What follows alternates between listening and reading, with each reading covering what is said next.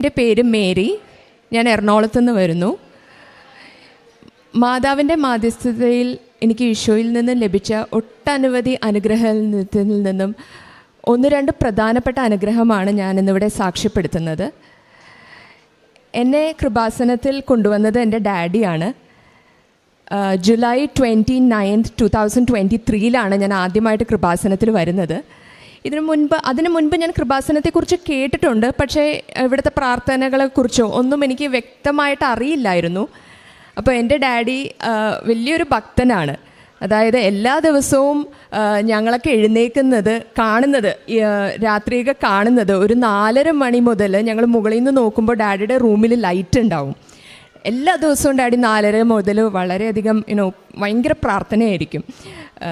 ധ്യാനം കേൾക്കലും കുർബാന കാണലും ഒത്തിരി പ്രാർത്ഥനയായിരിക്കും ഡാഡി എല്ലാ ദിവസവും രാവിലെ. അതുപോലെ തന്നെയാണ് എൻ്റെ അമ്മ. എൻ്റെ മമ്മിയും അതെ, വലിയൊരു മരിയ ഭക്തിയാണ്. ഞങ്ങളുടെ വീട്ടിലൊരു നിത്യസായ മാതാവിൻ്റെ ഒരു ഫോട്ടോയുണ്ട്. അപ്പോൾ മമ്മി ഒരു പുതിയ ഡ്രസ്സ് വാങ്ങിച്ചാലോ അല്ലെങ്കിൽ ഒന്ന് ബെഡ്ഷീറ്റ് മാറ്റിയാലോ കൊണ്ടുപോയി മാതാവിനെ കാണിച്ചിട്ടാണ് മമ്മി അത് ചെയ്യുള്ളൂ. അപ്പോൾ എൻ്റെ ജീവിതത്തിലെ കുറച്ച് തടസ്സങ്ങൾ കാരണമാണ് എൻ്റെ ഡാഡി എന്നെ ഇവിടെ കൊണ്ടുവന്നത്. അപ്പം എന്നെപ്പറ്റി പറയുകയാണെങ്കിൽ ഞാൻ അധികം മാതാവിനോട് പ്രാർത്ഥിക്കാത്തൊരു വ്യക്തിയായിരുന്നു. അപ്പോൾ എൻ്റെ മമ്മി എപ്പോഴും എന്നോട് പറയുമായിരുന്നു, നിൻ്റെ പേര് മേരി എന്നാണ്, ഞാൻ എപ്പോൾ നിനക്ക് വേണ്ടി പ്രാർത്ഥിച്ചാലും അമ്മയുടെ നാമമുള്ള എൻ്റെ മോളെ കാത്തോളണേ എന്നാൽ ഞാൻ പ്രാർത്ഥിക്കാറുള്ളൂ. അപ്പം നീ മാതാവിനോട് ഒത്തിരി പ്രാർത്ഥിക്കണം എന്ന് പറയാറുണ്ടെങ്കിലും ഞാൻ മാതാവിനോട് അധികം പ്രാർത്ഥിക്കാത്തൊരു വ്യക്തിയായിരുന്നു. ഞാൻ കൂടുതലും അന്തോണിസ് പുണ്യാളൻ്റെ ഒരു ഭക്തയായിരുന്നു. അപ്പോൾ നൊവേന കൂടലും കുർബാന കൂടലും അങ്ങനെയൊക്കെ ആയിരുന്നു. അപ്പോൾ എൻ്റെ ജീവിതത്തിൽ കുറച്ച് തടസ്സങ്ങൾ വന്നു. ഞാൻ എന്നെക്കുറിച്ച് പറയുകയാണെങ്കിൽ ഞാനൊരു ഇംഗ്ലീഷ് അധ്യാപികയാണ്. ഒരുപാട് വർഷം വിദേശത്തായിരുന്നു. വിദേശത്ത് പോകുന്നതിന് മുന്നേ തന്നെ ഇവിടെയുള്ള എറണാകുളത്തുള്ള ഒരു പ്രമുഖ കോളേജ് ലെക്ചറായിരുന്നു, ഗസ്റ്റ് ലെക്ചറായിരുന്നു. അതിനുശേഷം വിദേശത്ത് പോയി അവിടുത്തെ ഒരു സ്കൂളിലായിരുന്നു വർക്ക് ചെയ്തുകൊണ്ടിരുന്നത്. പക്ഷേ കോളേജിൽ പഠിപ്പിക്കുക എന്നുള്ളത് എൻ്റെ വലിയൊരു സ്വപ്നമായിരുന്നു. അപ്പോൾ ഞങ്ങൾക്ക് തിരിച്ച് നാട്ടിലേക്ക് വരേണ്ട ഒരു സാഹചര്യം ഉണ്ടാകുകയാണ്. അതായത് എൻ്റെ ഹസ്ബൻഡിന് പേരൻസ് വളരെയധികം പ്രായമായി, അവർ ഒറ്റയ്ക്കാണ്. അപ്പം ഞങ്ങൾ തിരിച്ചു വരാമെന്ന് തീരുമാനിക്കുകയാണ്. അപ്പോൾ തിരിച്ചു വരുമ്പോൾ ഒരു 10 വർഷത്തെ ഗ്യാപ്പായി. അപ്പോൾ എൻ്റെ PG കഴിഞ്ഞിട്ട്. അപ്പോൾ എനിക്ക് കോളേജിൽ ഇവിടെ വരുമ്പോഴും നമുക്ക് ജീവിക്കാൻ ഒരു ജോലി വേണമല്ലോ. അപ്പോൾ കോളേജിൽ പഠിപ്പിക്കുക എന്നുള്ളത് തന്നെയാണ് എൻ്റെ ആഗ്രഹം. അപ്പോൾ ഞാൻ അവിടെ വെച്ച് തന്നെ, വിദേശത്ത് വെച്ച് തന്നെ UGC നെറ്റിന് വേണ്ടി പ്രിപ്പയർ ചെയ്യാൻ തുടങ്ങി. അപ്പോൾ ഇവിടെ വന്നതിന് ശേഷം UGC നെറ്റ് ഞാൻ ക്ലിയർ ചെയ്തു. അതിനുശേഷം ഞാൻ MPhil ചേരുകയാണ്. MPhil പാസ്സായ ഉടനെ തന്നെ എനിക്ക് എറണാകുളത്തെ വേറൊരു കോളേജിൽ ജോലി കിട്ടുകയാണ്. ഗസ്റ്റായിട്ടാണ് കിട്ടുന്നത്. DD ഗസ്റ്റ് എന്ന് പറയും, ഗവൺമെൻറ് ഗസ്റ്റ് എന്ന് പറയും. അവിടെ വെച്ച് ഞാൻ അറിയുകയാണ് ഈ കോളേജിൽ ഉടനെ തന്നെ ഒരു പെർമനൻറ്റ് വേക്കൻസി വരാൻ സാധ്യതയുണ്ട്. അപ്പോൾ അവിടുത്തെ എല്ലാ ടീച്ചേഴ്സിനും എന്നെ വളരെയധികം ഇഷ്ടമാണ്. അപ്പോൾ അവരെന്നോട് പറഞ്ഞു, നീ ഉടനെ തന്നെ PhDക്ക് ജോയിൻ ചെയ്യണം. PhD ഉണ്ടെങ്കിൽ മാത്രമാണ് നിനക്കൊരു പെർമനൻറ്റ് പോസ്റ്റിനുള്ള സാധ്യതയുള്ളൂ എന്ന് പറഞ്ഞതിൻ്റെ അടിസ്ഥാനത്തിൽ ഞാൻ PhDക്ക് ജോയിൻ ചെയ്യുകയാണ്. അതായത് 2019. അപ്പോൾ എനിക്ക് പ്രായവും കുറച്ചേറെയായി. ഉടനെ തന്നെ ഒരു പെർമനൻറ്റ് വേക്കൻസി കിട്ടിയില്ലെങ്കിൽ എനിക്ക് പിന്നെ പെർമനൻ്റ് ആയിട്ട് ജോലി കിട്ടില്ല. അപ്പോൾ ഞാൻ PhD ജോയിൻ ചെയ്യണം. ആ സമയത്ത് കൊറോണയുടെ സമയമായിരുന്നു. പിന്നെ അതിനുശേഷം ഞാൻ ഈ കോളേജിൽ ജോലിക്ക് പോയില്ല. ബിക്കോസ് എൻ്റെ ഇൻലോസും മകളും എല്ലാവരും വീട്ടിലുണ്ട്. അപ്പോൾ ആ സമയത്ത് പുറത്ത് ജോലിക്ക് പോകുന്നത് സേഫ് അല്ലാത്തത് കൊണ്ട് തന്നെ ഞാൻ ജോലിക്ക് പോയില്ല. പക്ഷേ ഞാൻ ഓൺലൈനിലൊക്കെ IELTSഉം OET ഒക്കെ പഠിപ്പിക്കുമായിരുന്നു. അങ്ങനെയൊക്കെ എൻ്റെ പഠനവും ജോലിയും എല്ലാം മുന്നോട്ട് പോയിക്കൊണ്ടിരിക്കുന്നു. പിന്നെ 2023 അപ്പോൾ ഓൾമോസ്റ്റ് എൻ്റെ PhDയുടെ ഒരുമാതിരി നല്ല ഷേപ്പൊക്കെ ആയി, ഇപ്പം എഴുതിയൊക്കെ ഓൾമോസ്റ്റ് കഴിയാറായി. അപ്പം ഞാൻ വിചാരിച്ചു, ഓക്കെ, ഇനിയിപ്പോൾ ജോലിക്ക് ആ കോളേജിൽ തന്നെ DD ആയിട്ട് കയറാൻ സാധിക്കുമെങ്കിൽ അത് വളരെ നല്ലതാണല്ലോ. അവിടെ പെർമനൻറ്റ് വേക്കൻസി വരാറായി എന്നും ഞാൻ അറിഞ്ഞു. അങ്ങനെ ഞാൻ അവിടെ അപ്ലൈ ചെയ്തപ്പോൾ എനിക്ക് വളരെയധികം കോൺഫിഡൻസ് ആയിരുന്നു. ഇൻ്റർവ്യൂവിന് പോയപ്പോഴുമൊക്കെ എല്ലാവർക്കും എന്നോട് ഭയങ്കര സ്നേഹം. എൻ്റെ ഹെഡിനാണെങ്കിലും ഇൻ്റർവ്യൂ ബോർഡിലുണ്ടായിരുന്ന ടീച്ചേഴ്സിനാണെങ്കിലും എല്ലാവർക്കും ഭയങ്കര സ്നേഹം. അപ്പോൾ എനിക്ക് ഭയങ്കര കോൺഫിഡൻസ് ആയിരുന്നു. ഓക്കെ, ജോലി എന്തായാലും കിട്ടും. ഞാൻ അതിനെപ്പറ്റി ചിന്തിക്കുന്നേയില്ല. ഞാൻ ജോലിക്ക് ജോയിൻ ചെയ്യുമ്പോൾ വീട്ടിലെ കാര്യങ്ങളൊക്കെ എങ്ങനെ അറേഞ്ച് ചെയ്യും അതിനെക്കുറിച്ചൊക്കെ ആയിരുന്നു ചിന്തിച്ചത്. പക്ഷേ റാങ്ക് ലിസ്റ്റ് വന്നപ്പോൾ എനിക്ക് ആ ജോലി കിട്ടിയില്ല. അതെനിക്ക് വളരെയധികം ഷോക്കിംഗ് ആയിരുന്നു. കാരണം എല്ലാവർക്കും എന്നെ ഇത്രയും ഇഷ്ടം, ഞാൻ ഭയങ്കര എഫിഷ്യൻ്റ് ആണെന്ന് എല്ലാവരും പറയുന്നു, എന്നിട്ട് എനിക്ക് ആ ജോലി കിട്ടിയില്ല. അതെനിക്ക് ഭയങ്കര ഷോക്കിംഗ് ആയിരുന്നു. അപ്പോൾ ഞാൻ വിചാരിച്ചു സാരമില്ല, ഇനിയിപ്പോൾ പെർമനൻറ്റ് വേക്കൻസി വരുന്നുണ്ടല്ലോ, എൻ്റെ PhD കൂടുതൽ കോൺസെൻട്രേറ്റ് ചെയ്ത് ലെറ്റ് മീ ഫിനിഷ് ദാറ്റ് എന്നൊരു തോട്ട് എനിക്ക് വന്നു. അപ്പോൾ PhD തീർക്കാനായിട്ട് ഒരുപാട് കടമ്പകളുണ്ട്. Comprehensive viva, qualifying examination, first open, second open, ഈ കടമ്പകളൊക്കെ തീർക്കണം. അപ്പോൾ കുറച്ചൊക്കെ ഞാൻ തീർത്തു. അങ്ങനെ സെക്കൻഡ് ഓപ്പൺ വരെയും എത്തി, സെക്കൻഡ് ഓപ്പൺ സെമിനാർ വരെയും ഞാൻ എത്തി. അപ്പോഴാണ് എനിക്ക് ഒരുപാട് പബ്ലിക്കേഷൻസ് ഉണ്ടെങ്കിലും എൻ്റെ ഗൈഡ് പറയുന്നത്, അപ്പോൾ ആ സമയം ജൂലൈ ആയി കേട്ടോ. അപ്പോൾ ജൂലൈ ആയി, അപ്പോൾ അവിടെ പെർമനൻറ്റ് വേക്കൻസി ഓൾറെഡി അടുത്ത മാസം, അതായത് എൻ്റെ കോളേജിൽ പെർമനൻറ്റ് വേക്കൻസിക്കുള്ള ആപ്ലിക്കേഷൻ അടുത്ത മാസം വരാനോ ഉടനെ തന്നെ വരാൻ ചാൻസ് ഉണ്ടെന്നും ഞാൻ അറിഞ്ഞു. അപ്പോൾ അങ്ങനെ ഇരിക്കെ എൻ്റെ ഗൈഡ് പറയുകയാണ്, Mary you have to do 2 more publications, അതായത് 2 പബ്ലിക്കേഷൻസും കൂടെ ചെയ്യണം, അതായത് നല്ല ജേർണലിൽ. അപ്പോൾ പബ്ലിക്കേഷൻസൊക്കെ ചെയ്യുന്ന ആളുകൾക്ക് ഇത് കൃത്യമായിട്ട് അറിയാൻ പറ്റും.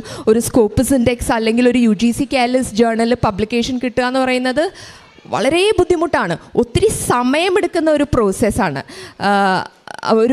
നമ്മളൊരു പബ്ലിക്കേഷൻ അവർക്കൊരു റിവ്യൂവറിന് അയച്ചു കൊടുത്താൽ തന്നെ അവരത് റിവ്യൂ ചെയ്ത് പബ്ലിഷ് അക്സെപ്റ്റൻസ് വരാൻ ഒരുപാട് മാസങ്ങളും ചിലപ്പോൾ വർഷവും ഒക്കെ എടുക്കുന്ന ഒരു പ്രോസസ്സാണ്. അങ്ങനെ ആ ഒരു സാറ് പറഞ്ഞപ്പോൾ ഞാൻ കംപ്ലീറ്റ്ലി തകർന്നു. ഇനി എനിക്ക് PhDയും കിട്ടില്ല, PhD ഇല്ലെങ്കിൽ വേറെ കോളേജിലും ജോലി കിട്ടില്ല, അങ്ങനത്തെ ഒരു ഗസ്റ്റായിട്ട് പോലും കിട്ടില്ല എന്ന് എനിക്കറിയാം. ഓൾറെഡി ഗസ്റ്റായിട്ട് എനിക്ക് കിട്ടിയില്ല. അപ്പോൾ പെർമനൻറ്റിൻ്റെ കാര്യം എനിക്ക് അത് മറന്നേ കളഞ്ഞേക്കാം. അപ്പോഴാണ് എൻ്റെ ഡാഡി വീണ്ടും കൃപാസനത്തിൽ വാ, നമുക്ക് കൃപാസനത്തിൽ പോയി പ്രാർത്ഥിക്കാം, നിൻ്റെ കാര്യമെല്ലാം ശരിയാകും എന്ന് പറയുന്നത്. അപ്പോൾ കൃപാസനത്തിൽ ഞാൻ ഭയങ്കര സ്കെപ്റ്റിക്കലായിട്ടാണ് ആദ്യം വന്നത്. ഇവിടെ വന്നപ്പോൾ ഭയങ്കര തിരക്കായിരുന്നു ഞാൻ വന്ന ആ ദിവസം എന്ന് പറയുന്നത്.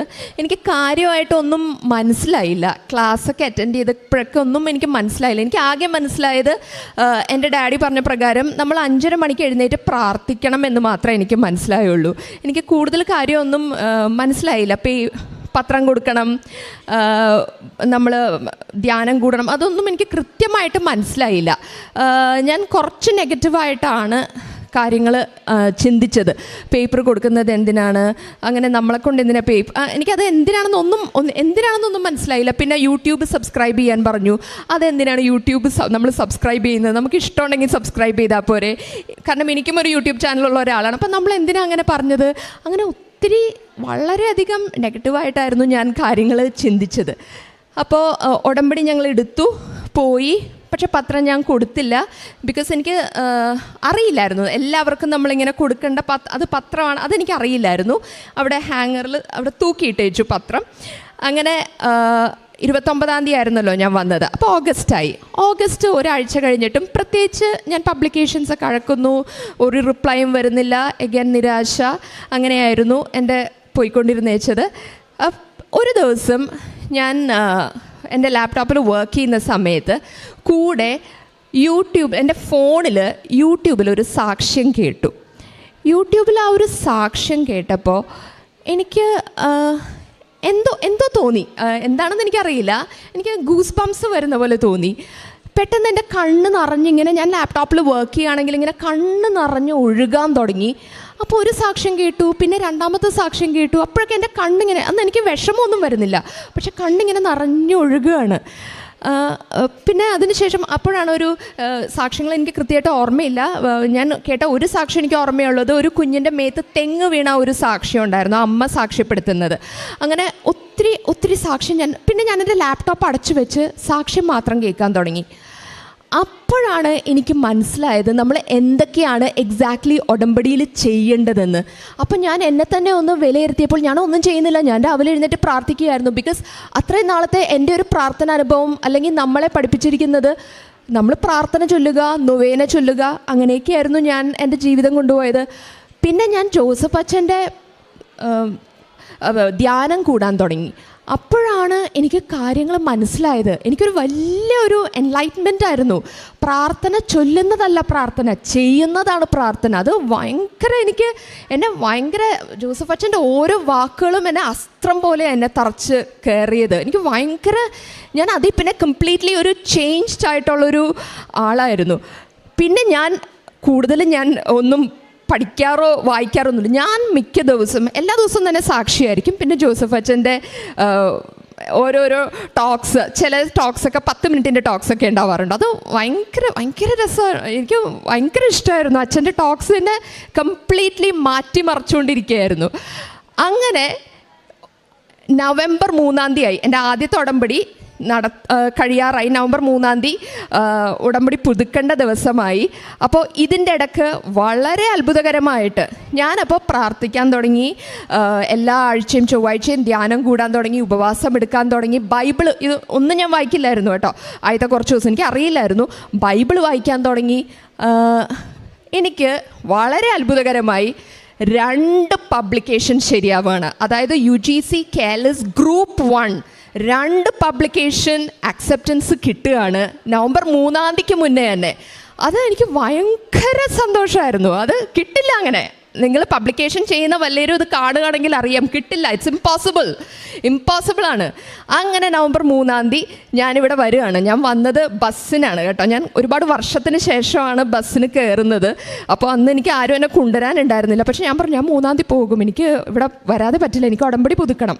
അങ്ങനെ നവംബർ 3-ാം തീയതി ഞാൻ KSRTC ഒരുപാട് വർഷം മുന്നെയാണ്. ഞാൻ പുറത്തായതുകൊണ്ട് എനിക്ക് കോളേജിലൊക്കെ പഠിക്കുമ്പോൾ ഒത്തിരി കയറിയിട്ടുണ്ടെങ്കിലും പിന്നെ ഞാൻ പുറത്തായതുകൊണ്ട് കയറേണ്ടി വന്നിട്ടില്ല. അപ്പോൾ ഒരുപാട് വർഷത്തിന് ശേഷം ഞാൻ KSRTC സ്വിഫ്റ്റ് ബസ്സിൽ ഇവിടെ വന്നു. എനിക്ക് പേടിയായിരുന്നു ഇനി മാറിപ്പോയാൽ എന്ത് ചെയ്യുന്നൊക്കെ. എന്നാലും കുഴപ്പമില്ല, ഐ വോണ്ട് ടു കം സംഭവം. അങ്ങനെ ഞാൻ ഇവിടെ വന്ന് ഇറങ്ങി, ഇവിടെ വന്ന് ഉടമ്പടി എടുത്തു. ദിസ് ടൈം നവംബർ 3-ന് ഞാൻ വെൽ പ്രിപ്പയർഡ് ആയിട്ടാണ് വന്ന് ഉടമ്പടി എടുക്കുന്നത്. എനിക്കറിയാം exactly what I am doing.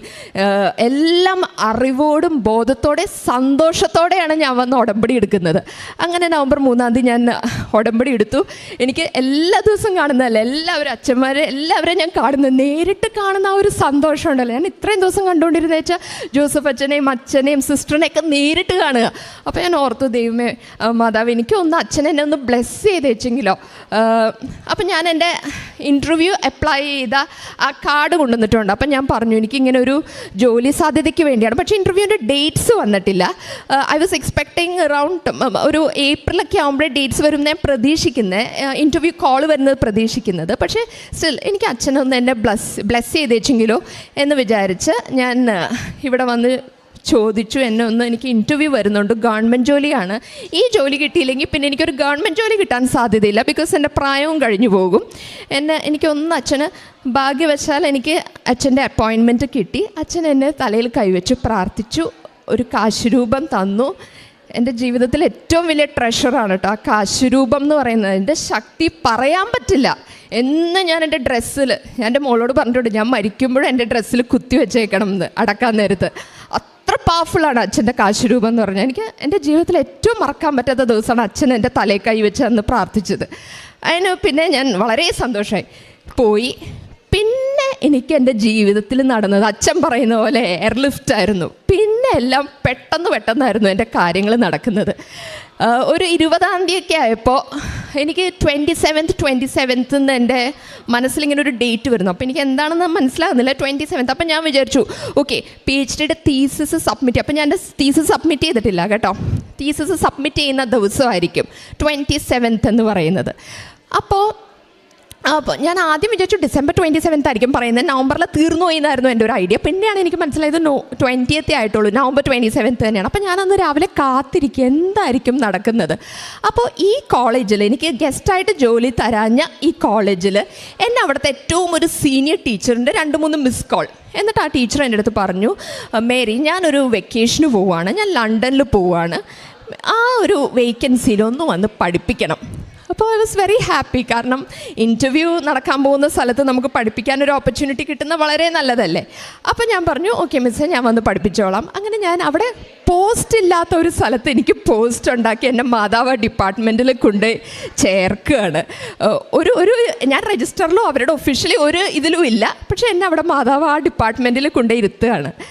അതിനുശേഷം ഞാൻ എൻ്റെ തീസിസ് സബ്മിറ്റ് ചെയ്തില്ല. ഞാൻ മാതാവിനോട് പറഞ്ഞു, മാതാവ് എനിക്ക് ഇൻ്റർവ്യൂവിൽ കയറും, ഇൻ്റർവ്യൂ എന്താണെന്ന് അറിയില്ല, ഇൻ്റർവ്യൂവിന് പോകുമ്പോൾ എനിക്ക് ഡോക്ടർ മേരി ആയിട്ട് കയറണം, അതെൻ്റെ ഒരു ആഗ്രഹമാണ്. എല്ലാവരും PhD കാരല്ലേ, എനിക്ക് ഡോക്ടർ മേരി ആയിട്ടൊന്ന് കയറണം എന്ന്. അപ്പോൾ ഇമ്പോസിബിളാണ്. എഗൈൻ PhD ചെയ്യുന്ന എല്ലാവർക്കും അറിയാം, നമ്മളുടെ സബ്മിഷൻ കഴിഞ്ഞ് എക്സ്റ്റേണൽ എക്സാമിനർ, ഫോറിൻ എക്സാമിനർ ഇവരൊക്കെ ഇവാലുവേറ്റ് ചെയ്ത് വരുമ്പോൾ മിനിമം 6 മാസം കഴിഞ്ഞേ നമ്മൾ ഡിഫൻസ് നടക്കുകയുള്ളൂ. അപ്പോൾ ഇമ്പോസിബിൾ ആയിട്ടുള്ള കാര്യമാണ്. ഡിസംബർ ആയിട്ടും എൻ്റെ സബ്മിഷൻ ഒന്നും ആയിട്ടില്ല. അങ്ങനെ 7-ാം തീയതി ആയിരുന്നു, ഡിസംബർ 7-ാം തീയതി ആയിരുന്നു എൻ്റെ സർട്ടിഫിക്കറ്റ് വെരിഫിക്കേഷൻ ഇതെല്ലാം നടക്കുന്നത്. അങ്ങനെ ജനുവരി 4-ാം തീയതി ആയപ്പോഴും ഒന്നും പ്രത്യേകിച്ച് തീസിസിൻ്റെ സബ്മിഷൻ ആയിട്ടില്ല. തീസിസ് അപ്പം ഞാൻ സബ്മിറ്റ് ചെയ്തു കേട്ടോ. ഡിസംബർ ആയപ്പോൾ തന്നെ എൻ്റെ തീസിസ് സബ്മിറ്റ് ചെയ്യാൻ പറ്റി. പക്ഷേ കുറേ സമയമെടുക്കും എന്നാണ് സാറ് പറഞ്ഞത്. സാർ എൻ്റെ അടുത്ത് പറഞ്ഞത്, Mary I try my best, ഇൻ്റർവ്യൂവിന് മുന്നേ നടത്താൻ ഐ ട്രൈ മൈ ബെസ്റ്റ്. പക്ഷേ ആരാണ് എക്സാമിനേഴ്സ് എന്നൊന്നും അറിയില്ല, അപ്പോൾ നമുക്കൊന്നും പറയാൻ പറ്റില്ല. മിനിമം 3 മാസം എടുക്കേണ്ട ഒരു പ്രൊസീജിയറാണ്. ഞാൻ എല്ലാ ദിവസവും പ്രാർത്ഥിക്കുമായിരുന്നു, തൈലം നെറ്റിയിൽ കുരിശ് വരച്ച് ഓരോ അറിയില്ലാത്ത എക്സാമിനേഴ്സിനെ സമർപ്പിച്ച് പ്രാർത്ഥിക്കുമായിരുന്നു. ദൈവമേ, അവർക്ക് വേഗം ഒന്ന് കറക്ഷൻ ചെയ്ത് എൻ്റെ യൂണിവേഴ്സിറ്റിയിലോട്ട് അഴക്കാൻ തോന്നണമേ എന്ന് പറഞ്ഞ് പ്രാർത്ഥിക്കുമായിരുന്നു. ഒരു ജനുവരി 4-ാം തീയതി ആയപ്പോൾ ഞാനൊരു സാരി വാങ്ങിച്ചു, ഒരു ഗ്രേ കളറിലെ സാരി. എന്നിട്ട് ഞാൻ മാതാവിനോട് പറഞ്ഞു, മാതാവ് ഈ സാരി 4 തവണയായിരിക്കും കൊടുക്കുന്നത്. ഒരെണ്ണം ഡിഫെൻസിൻ്റെ അന്ന്, എൻ്റെ PhD കിട്ടുന്ന അന്ന്, 2ാമത് എൻ്റെ ഇൻ്റർവ്യൂവിൻ്റെ അന്ന്, 3ാമത് എനിക്ക് ജോലി കിട്ടി ഞാൻ ഒപ്പുവെക്കുന്ന അന്ന്, 4ാമത് ഫെബ്രുവരി 3-ാം തീയതി എൻ്റെ ഉടമ്പടി പുതുക്കുന്ന ദിവസമാണ്, അന്ന് സാക്ഷ്യം പറയുമ്പോൾ. അപ്പോൾ അങ്ങനെ പറഞ്ഞ് മേടിച്ച സാരിയാണ് കേട്ടോ ഞാനിന്നിവിടെ കൊടുത്തേക്കുന്നത്. അങ്ങനെ ഞാൻ പറഞ്ഞു, എനിക്കിതെല്ലാം കിട്ടുന്നു, എനിക്ക് ഭയങ്കര വിശ്വാസമാണ്, എല്ലാം എനിക്ക് കിട്ടുന്നത് ഭയങ്കര വിശ്വാസത്തിലാണ്. അങ്ങനെ ദിവസങ്ങൾ കടന്നു പോവാണ്. 8-ാം തീയതി ആയപ്പോൾ എൻ്റെ ഗൈഡ് എന്നെ വിളിച്ചു പറഞ്ഞു, മേരി കറക്ഷൻ ചെയ്ത് വന്നിട്ടുണ്ട്, ഇത് വലിയൊരു അത്ഭുതമായിപ്പോയി. 1 മാസത്തിനുള്ളിൽ ഫോറിൻ എക്സാമിനർ അടക്കം കറക്റ്റ് ചെയ്ത് യൂണിവേഴ്സിറ്റിയിലോട്ട് റിപ്പോർട്ട് അയച്ചിട്ടുണ്ട്. ഇനി നമുക്ക് ഉടനെ തന്നെ ഡിഫെൻസ് നടത്താൻ പറ്റും. പക്ഷേ ഞാൻ പഠിച്ചത് കോയമ്പത്തൂരാണ്. കോയമ്പത്തൂരും ചെന്നൈയിലൊക്കെ പൊങ്കലിൻ്റെ അവധിയാണ്, അപ്പോൾ അത് കഴിഞ്ഞിട്ടേ നടത്തുള്ളൂ. അപ്പോൾ എൻ്റെ ഇൻ്റർവ്യൂ ഡേറ്റും വരികയാണ് 25-ാം തീയതി, അതായത് ജനുവരി 25-ാം തീയതി എന്നാണ് വന്നത്. അപ്പോൾ ഞാൻ സാറിനോട് പറഞ്ഞു, സാർ എനിക്ക് 25-ാം തീയതിയാണ്, അപ്പോൾ അതിന് മുന്നേ നടത്തണം എന്നാണ് എൻ്റെ ഒരു ആഗ്രഹം. അങ്ങനെ അത്ഭുതകരമായിട്ട് 23-ാം തീയതി എനിക്ക് ഡിഫെൻസിനുള്ള ഡേറ്റ് കിട്ടുകയാണ്. അപ്പോൾ വിത്തിൻ സബ്മിഷൻ കഴിഞ്ഞ് 1 മാസത്തിനുള്ളിലാണ് ഇതെല്ലാം നടക്കുന്നത്. PhD ചെയ്യുന്ന എല്ലാ സ്റ്റുഡൻസിനും ഇത് കേട്ടാൽ മനസ്സിലാകും എന്താണ് ഞാൻ പറയുന്നതെന്ന്. അതിനുശേഷം 23-ാം തീയതി നടന്നു. പക്ഷേ ഇതിൻ്റെ ഇടയ്ക്ക് എൻ്റെ ഇൻ്റർവ്യൂ മാറ്റിവെച്ച് 27-ാം തീയതിയിലോട്ടാക്കി. അപ്പോൾ 27-ാം തീയതി എനിക്ക് നേരത്തെ തുടങ്ങി കാണുന്ന ഒരു വിഷനായിരുന്നു 27 എന്നുള്ള ഡേറ്റ്. അത് എൻ്റെ ഇൻ്റർവ്യൂ നടക്കുന്ന ഒരു ദിവസവും കൂടെയാണ്. പിന്നെയാണ് ഇൻ്റർവ്യൂ നടന്നു 96 കാൻഡിഡേറ്റ്സ് ഉണ്ടായിരുന്നു. അപ്പോൾ അന്ന് ശനിയാഴ്ചയായിരുന്നു, കഴിഞ്ഞ ശനിയാഴ്ചയായിരുന്നു ഇൻ്റർവ്യൂ. ഞായറാഴ്ച പള്ളിയിലൊക്കെ പോയി പ്രാർത്ഥിച്ചു. തിങ്കളാഴ്ച രാവിലെ ഞാൻ വിചാരിച്ചു ഞാൻ സാക്ഷ്യം എഴുതാൻ പോവാണ്. ബിക്കോസ് ഈ ശനിയാഴ്ച എനിക്കിവിടെ വന്ന് സാക്ഷ്യം പറയണമല്ലോ. അപ്പോൾ ജോലി കിട്ടിയിട്ടില്ല, ഒന്നും അറിഞ്ഞിട്ടില്ല. പക്ഷെ ഞാൻ സാക്ഷ്യം മൊത്തം എഴുതി വെച്ചു. ഇവിടെ വന്ന് പറയാനുള്ള സാക്ഷ്യമൊക്കെ ഞാൻ എഴുതി വെച്ചു.